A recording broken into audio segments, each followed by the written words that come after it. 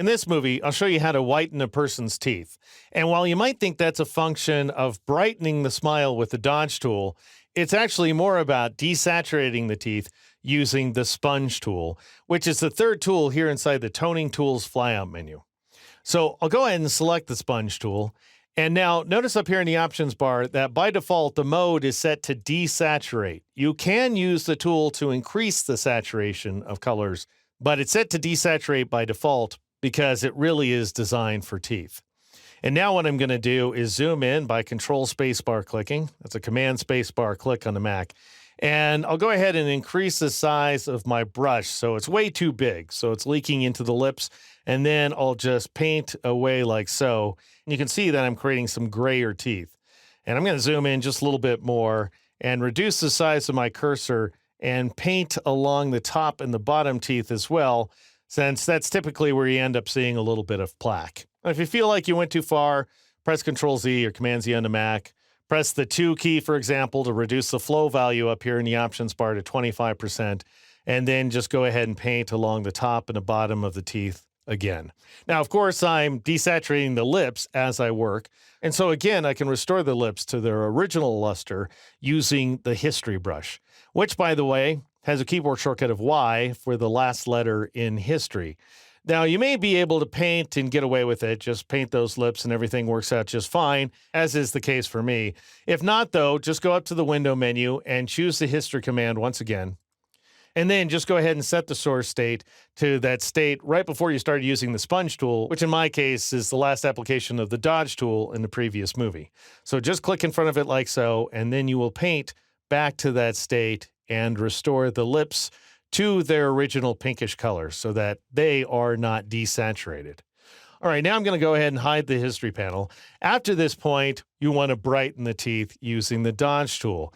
Now, I don't want to paint out of the teeth into the lips again, and if you find yourself in that same position, then just go ahead and select the teeth, and usually you can manage that using the Quick Selection tool.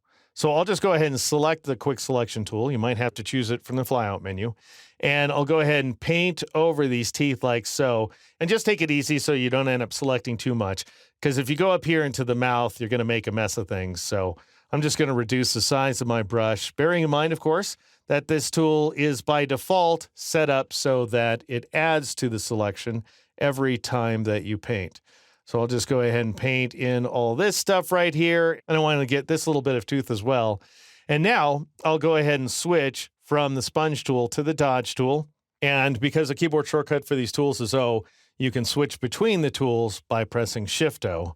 And now it doesn't matter how big the cursor is. I'll just go ahead and set the exposure value to 50% by pressing the 5 key. I want the range to be the midtones, however. And now I'll just paint inside that selection.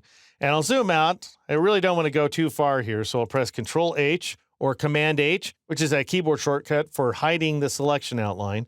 That is, hiding the marching ants, even though the teeth remain selected.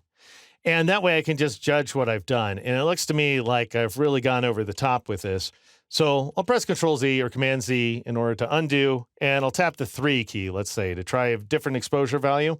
So that takes the exposure down to 30%, and I'll paint again. And that looks good, but it looks highly aspirational, if not obviously photoshopped.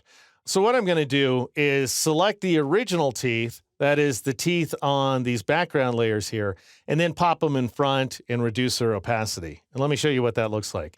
You start by turning off that merged layer, which will show you the dimmer version of the image.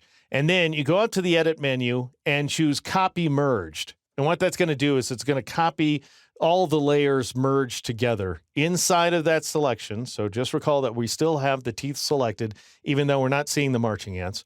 And then go ahead and turn the merge layer back on. And now go up to the Edit menu and choose Paste. Just the standard paste command, or you can press that standard keyboard shortcut of Control-V or Command-V on the Mac. And because we had a selection active, that goes ahead and registers those teeth into place. So now we have the original teeth on their own independent layer. I'll go ahead and rename this layer Teeth. And now I'll press the M key to switch back to my rectangular marquee tool. And what that'll do is it'll allow me to change the opacity of this layer from the keyboard. And so, for example, if I tap the 5 key, I'm going to reduce the opacity to 50%, as you can see in the upper right corner of the Layers panel. That keeps a little bit too much of the yellow in my opinion, so I'm going to press the 3 key to reduce the opacity to 30% to achieve what I consider to be this much more natural effect right here. And now let's just see what we've done lately. I'll go ahead and turn off the top 3 layers, healing through teeth, by dragging along their eyeballs here inside the layers panel. So this is the image after we got done color correcting it in the very first movie. And this is the image as it appears now, thanks to the retouching power of the healing, toning, and history tools here inside Photoshop.